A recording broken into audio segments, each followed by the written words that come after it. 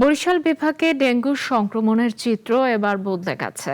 গত বছর যেখানে সবচেয়ে বেশি আক্রান্ত ছিলেন বরগুনার মানুষ, সেখানে চলতি বছর শীর্ষে উঠে এসেছে পিরোজপুর ও ঝালকাঠি। বর্ষা শেষ হওয়ার আগেই বাড়ছে রোগীর সংখ্যা। শাহিন হাসানের প্রতিবেদন। চলতি বছরে বরিশাল বিভাগে ডেঙ্গু আক্রান্তের সংখ্যা এরই মধ্যে প্রায় 4000-এ পৌঁছেছে। রোগীদের বড় একটি অংশ এসেছেন পিরোজপুর, ঝালকাঠি ও বরগুনা সহ আশপাশের জেলা থেকে।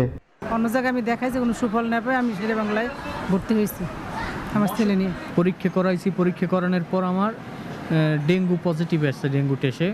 তারপর যাইয়া জ্বর আমার টাইফয়েডের ভিতরে গেছে। এর মধ্যে শুধু জুলাই মাসেই শনাক্ত হয়েছেন প্রায় 2000 রোগী। চিকিৎসাধীন অবস্থায় প্রাণ হারিয়েছেন 6 জন, যা এবছরে সর্বোচ্চ। পরিস্থিতি সামাল দিতে মেডিসিন ইউনিট 4টি থেকে বাড়িয়ে 6টি করা হয়েছে। আলাদা ডেঙ্গু ওয়ার্ড না থাকায় প্রতিটি ওয়ার্ডে চালু করা হয়েছে ডেঙ্গু কর্নার। মানা হচ্ছে না স্বাস্থ্যনীতিও। সাংবাদিকদের উপস্থিতি টের পেয়ে তড়িঘড়ি করে টানানো হচ্ছে মশারি। অতিরিক্ত রোগীর চাপের সঙ্গে রয়েছে বেড সংকট, এতে বাড়ছে ভোগান্তি।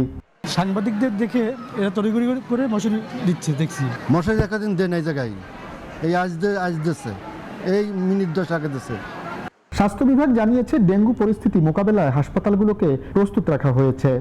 উপজেলার স্বাস্থ্য পরিবহন কর্মকর্তা যারা আছেন তাদেরকে আমি এই বিষয়ের আলোকে এবং যত দ্রুত সম্ভব বিভিন্ন ব্যবস্থা নেওয়া যায় এবং কিভাবে জনসচেতনতা বৃদ্ধি করা যায় যাতে মানুষের স্বাস্থ্য সেবাটা সুনিশ্চিত করা যায়, আমি সে ব্যাপারে প্রয়োজনীয় ব্যবস্থা নেওয়ার জন্য সর্বোত্তক সহযোগিতা কামনা করব এবং আমি নিজেও চেষ্টা করব। অন্যদিকে বরিশাল সিটি কর্পোরেশন জানিয়েছে ডেঙ্গু প্রতিরোধ করতে নগরীর 30টি ওয়ার্ডে নতুন পরিকল্পনায় চলছে মশক নিধন কার্যক্রম।